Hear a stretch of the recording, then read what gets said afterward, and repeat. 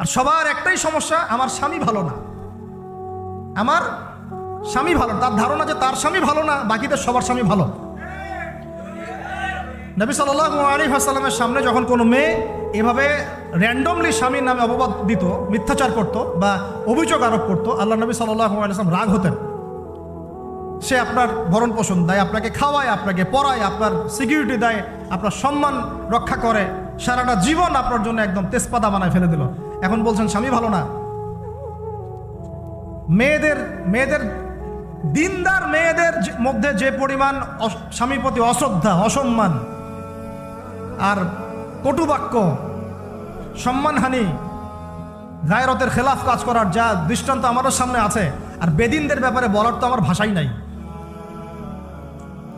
মনে করবেন না যে কেউ মাদ্রাসায় পড়লেই একদম দুধে দেওয়া তুলসী পাতা হয়ে যায়, না, ভুল ধারণা আপনার, কখনো নয়।